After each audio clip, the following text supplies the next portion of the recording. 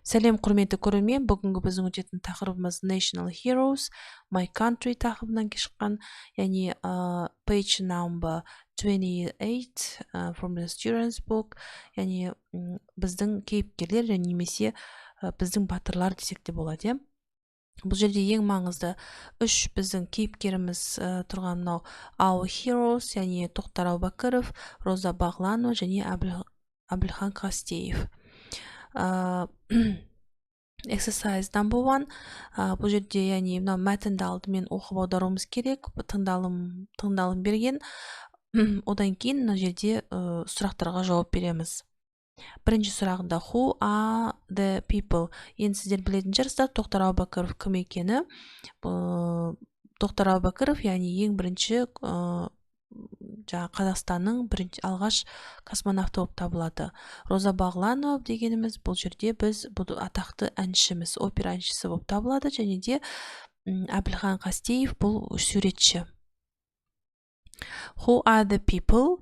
Бұл сұраққа жауабымыз бізде they are Тоқтар Әубәкіров, Роза Бағланова and Әбілхан Қастеев. And second question, what are they famous for? Олар кімдер болып, қай несімен атақты? Тоқтар Әубәкіров was the first Kazakh cosmonaut. Роза Бағланова was a famous opera singer, and Әбілхан Қастеев was a famous painter. Мына жерде жаңа айтып кеткенім бойынша жазғам. Және де he painted over 2000 pictures деп қоссақ та болады, яғни 2000-даған суреттерді салған. Okay, next exercise number 2. Бұл жерде біз сызықшаның орнына мына жерде шартына берілген Тоқтар Әубәкіров, Роза Бағланова немесе Әбілхан Қастеев, осы үшеуінің біреуі аудармасына қарап біз қояды екенбіз, кейіпкерлерді. Біріншінде Роза Бағланова travel to lots of countries. Ол көптеген елдерді саяхат жасаған кім? Роза Бағланова. Екінші, Тоқтар Әубәкіров has a lot of experience flying planes. Ол көптеген тәжірибе жасаған ұшақ жөнінен Тоқтар Әубәкіров.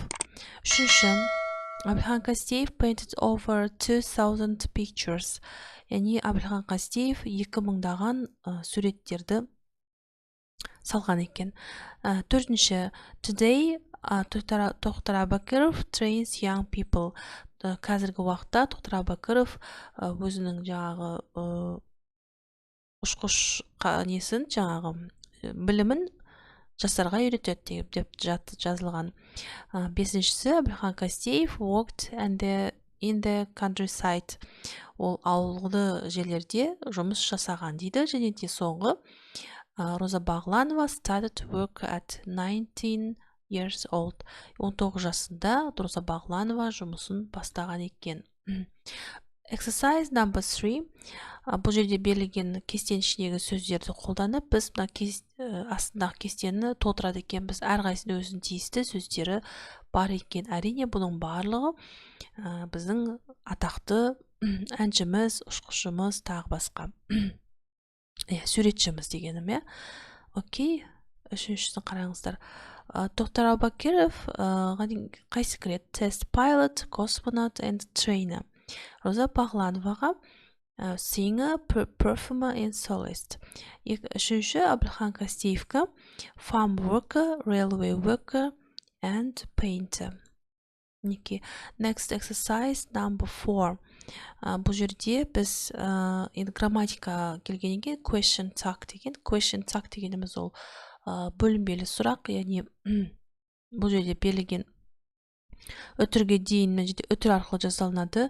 Өтірге дейінгі сөйлеміміз бізде қай жақта тұрса, солай емес пе деп сұрақ құрауымыз керек.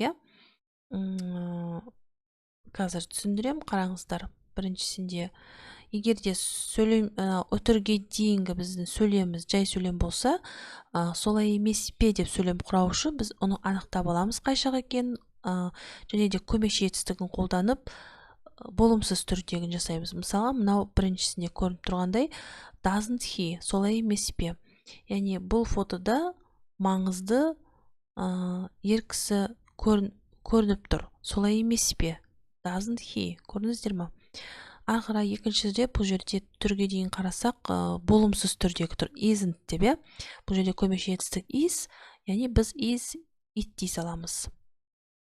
Яғни бұл атақты әнші Роза Бағлананың өзі ғой, солай емес пе дегенге is it. Көрдіңіздер ма?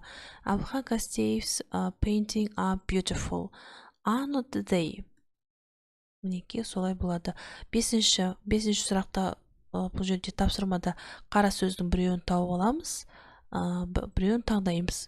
Жаңа мен сіздерге айттым ғой, мынау позитив, негатив, позитив жай сөйлем, негатив болымсыз сөйлем, same as дәл солай бірдей және немесе әртүрлі деген сияқты. Мінекей енді соны ағылшын тіліндегі жазған. Біріншісі бізде негатив болады, екіншісі позитив, үшіншісінде same as. Окей, next.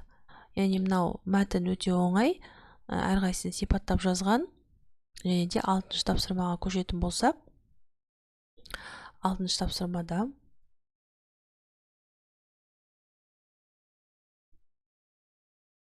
жаңағы түсіндіріп өткендегідей, солай емес пе деген question tagты қойып жазуымыз керек. Exploring space is exciting, isn't it? Көрдіңіздер ма? Is болған соң, бұл жерде is'ді қоямыз да, жай сөйлем болған соң not it дейміз, иә. Ары қарай. You want to be a singer, don't you? You can fly a plane, can't you?